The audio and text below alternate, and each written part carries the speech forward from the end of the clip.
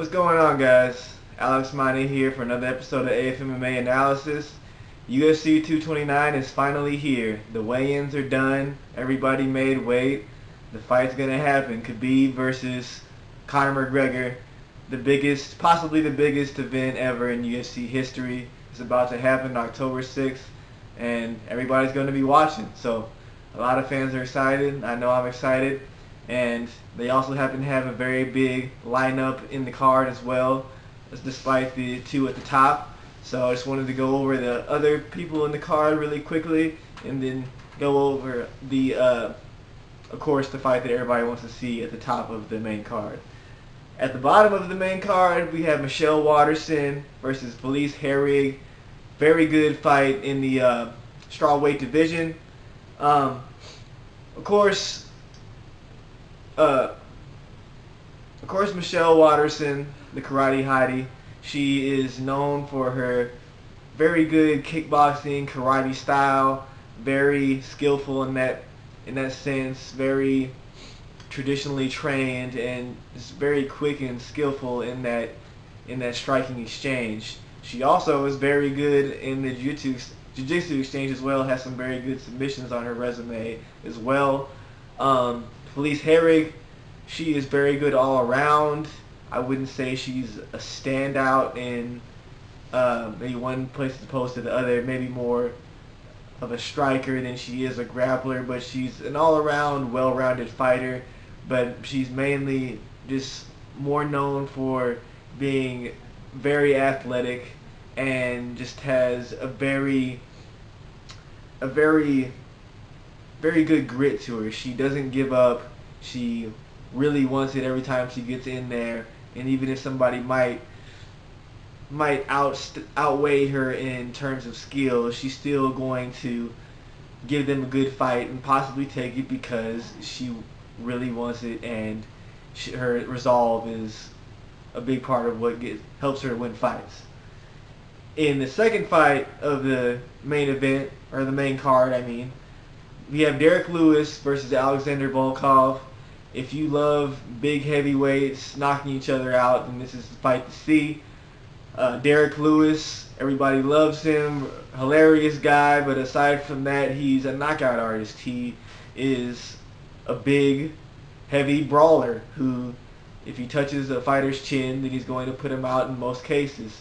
And he's been growing as he's been coming up too. He's actually had a lot of his success in the UFC without being a full-time training fighter. He's admitted himself that he oftentimes sat around playing video games and stuff like that instead of being in the gym, and he got off of just being an athletic guy and having that power and not really training that much. But recently he's switched gears and put more of his attention towards training, and you've seen that in his past couple of fights where he's thrown in kicks in there where he's usually more of just a puncher. And seeing how big he is, you wouldn't even think he could throw kicks like he is now, but he's getting up there, and it's all because of how athletic this guy is. And we know that athletic guys in the heavyweight division, they excel quickly, and he's done just that. I believe he's coming off a loss to Mark Hunt, but Mark Hunt is a great fighter in that division, and really doesn't really mean anything because anybody can beat anybody on any given night in the heavyweight division due to the massive amount of power and the massive limbs that are being thrown around at all times. Alexander Volkov, he's newer to the UFC, really tall. I think he's about 6'7", really good striker. He's coming off a big win over Fabricio Werdum where he knocked him out. Fabricio Werdum's a former champion, so that's a huge win for him. And we're just going to see what all he's capable of in this next fight against Derek Lewis. If he can manage to stay out of Derek Lewis's range, use that length he has, get off some kicks, use long punches, and avoid those powerful hands that Derek Lewis has. In the third fight, we have OSP, StPreux versus Dominic Reyes. Not as familiar with Dominic Reyes. StPreux, he has a lot of tools in his arsenal. He came up out of nowhere a few years back and has just been winning ever since. He's a very powerful former college football player. Like I said, athleticism with these bigger guys goes a long way. He's known for getting off several, I believe, Von Flue chokes. It's kind of a specialty of his. He's very good at slick submissions that you wouldn't expect from the angle that they are in. A lot of the times the fighters don't even expect it by the time they're tapping out or going out. So he's a very resourceful fighter, very good at winning, and he's constantly getting better. In the co-main event of the card, we have Tony Ferguson versus Anthony Pettis. Huge fight. It definitely deserves the spot as the co-main event. Tony Ferguson is the former interim champion. He was supposed to fight Khabib on several occasions. Before Khabib just won the belt off of Ally Quinta, he was supposed to fight Tony Ferguson for the belt. However, Tony Ferguson had the freak accident where he tripped over a cable and tore his knee. And then Anthony Pettis, he's a former champion. He's the first fighter to ever be put on the Wheaties box. His nickname is Showtime because he has some of the most exciting techniques you'll ever see in the octagon. A lot of good spinning techniques. He has the technique where he jumps and runs off the cage and lands the kick. He's a very exciting fighter, and both of these guys are. They are two of the most creative guys in the UFC. Anthony Pettis more so with the stand-up, and Tony Ferguson pretty much everywhere. Tony Ferguson in the stand-up, he's the guy that kind of stands square, which is a disadvantage in many cases due to defensive reasons. You can get caught in the body much easier. He also keeps his head up a little higher, but his square stance is actually to leave more options from both sides. He uses both sides of his body very well. His switch stance technique is very good. He doesn't really have much of a dominant side. He can throw an elbow from any angle. He can throw a knee from any angle. Very good kicks. He's just a complete fighter. He's the most complete fighter I've ever seen in the UFC, and that puts it together so well. There's really the biggest thing with Tony Ferguson is you never know what's coming at you because he's so skilled in every single area, and he also is just one of the most awkward movers. The way he moves his body is unlike anybody else, and he trains like nobody else in order to do that. And his unpredictability, like I said, is definitely his biggest strength. Whereas Anthony Pettis, like I said, very explosive kickboxer, taekwondo fighter. He has probably the quickest kicks in the UFC, aside from Edson Barbosa. I believe he has the most head kick knockouts in the UFC. So yeah, that'll be something that Tony Ferguson is going to have to look out for, keeping his chin up straight like that. Those kicks come out of nowhere and they come very quickly. However, Tony Ferguson is definitely capable of shutting that down because Anthony Pettis, he needs room to get off these flashy techniques that he always uses. If you're mainly a kicker and you're not given much space, you mainly keep it in a boxing range or keep the guy up against the fence, he can't use his best weapons. And that's how Anthony Pettis was shut down in the losses that we've seen from him in the UFC against guys like Rafael dos Anjos and Eddie Alvarez. Basically just press him against the fence and beat him up, and he can't really do much. And Tony Ferguson has the perfect style for that. He pressures a lot. He has very good wrestling as well. He was a captain on his wrestling team in college. When it comes to the ground, it's kind of a toss-up. Like I said, Tony Ferguson is very creative there as well. He's very active off his back.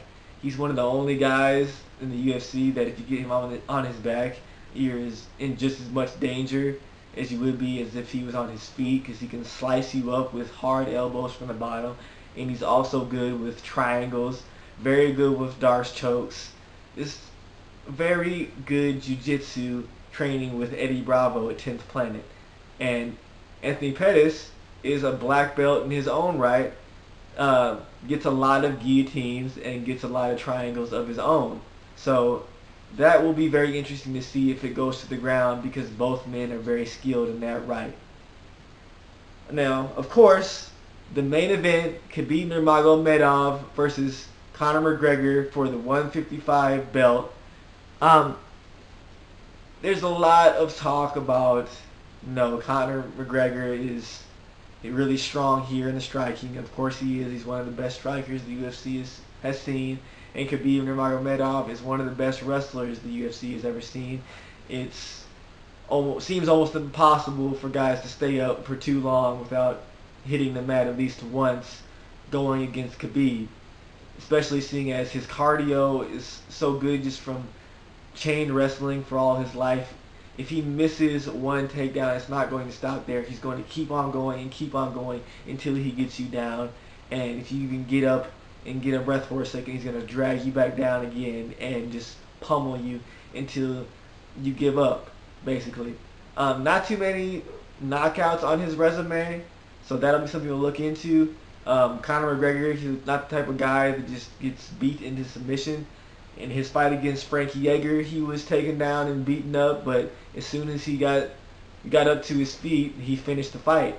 And I feel like if Khabib hasn't really worked on his power to put Conor McGregor away for this fight, then I think that every single round is dangerous for Khabib because you start back on the feet again and you give Conor a chance to land those huge left hands that he has, or really anything, because Conor is just so well timed and his strikes are so well placed.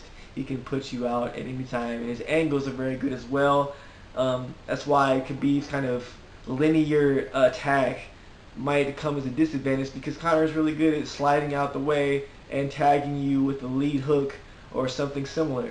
But then again, Conor has been known to be weaker off of his back, and he also has a questionable gas tank we've seen in his fights against Nate Diaz as the fight goes on past the second round. So, as many people have said, Conor has the advantage more so in the second to third round, and if it goes further than that, then Khabib is going to have the advantage because he's going to have the cardio advantage, and if he gets Conor to the ground after that, then Conor probably won't really have much left. I personally feel like Conor McGregor, I'm leaning towards him because, like I said, Khabib is not really known for putting people away, and Conor, he can just catch Khabib coming in at any second and put his lights out. Not to mention, even though Khabib is 26-0 and a very, very good fighter, he hasn't really faced that much top opposition. And this is really the first world-class guy he's fighting aside from Edson Barbosa. And Edson Barbosa, as it's been touched on by guys like Joe Rogan, is a kicker mainly, and like I said before with Anthony Pettis, you need space in order to get off those weapons, whereas Conor McGregor, more of a boxing type of fighter, nowhere near a traditional type of boxing. He's actually has more of a boxing mixed with karate type of style, but yeah, his hands are what the danger are, and if you get in his range, in that boxing range, you're in danger. So it'll be interesting. I also saw that Conor was working knees up the middle during his pre-fight workout as well, so that could be a weapon that he might use as well. We've known wrestlers to get put out by guys that are very explosive and precise with their knees. Edson Barbosa's got a brutal knockout over Beneil Dariush that way. Yoel Romero's has a brutal knockout over Chris Weidman, catching him with a flying knee when he was trying to go for a takedown. That could be the stamp on this fight. You never know. We've never really seen too many significant knees from Conor McGregor, but anything that Conor focuses on is definitely going to turn into a strength and a dangerous weapon. So, yeah, I will be at Ballpark Village watching the fights. I'll be reporting on them play-by-play through Twitter as much as possible. And yeah, I am excited for the fights. I know everybody else is. And it's going to be a good night. See you guys there. Thanks.